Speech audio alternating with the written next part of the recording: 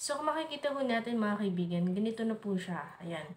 Ganito na po yung kalalabasan ng ating video.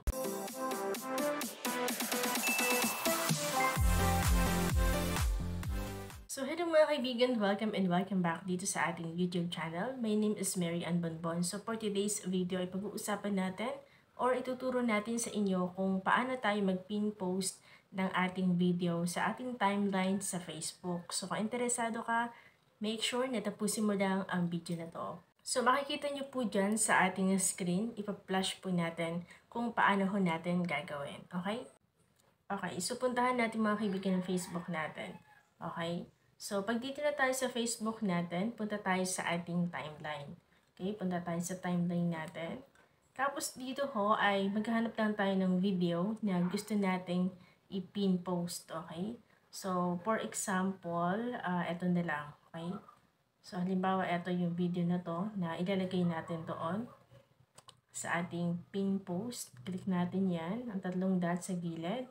Tapos, click natin itong pin post. Okay? Click natin.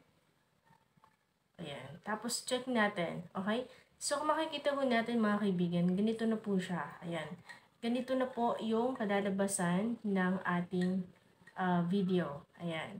Okay? So, ganun na po siya kadali mga kaibigan kung paano natin i-pin post ang ating video sa ating timeline. So, syempre ang tanong ng karamihan, bakit ba natin kailangan gawin yan? Syempre makakatulong yan para mag-gain ng maraming views. Kasi minsan yung iba ay tinatamad ng scroll na ating account. So, dito na lang sila.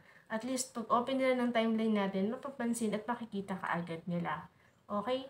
So, sana po mga kaibigan, nagustuhan niyo po ang video na to. Kung nagustuhan niyo po, huwag kalimutang mag-subscribe. Paklik na rin po ang notification bell para lagi po kayong updated every time na may bago tayong upload. Maraming salamat. See you on my next video.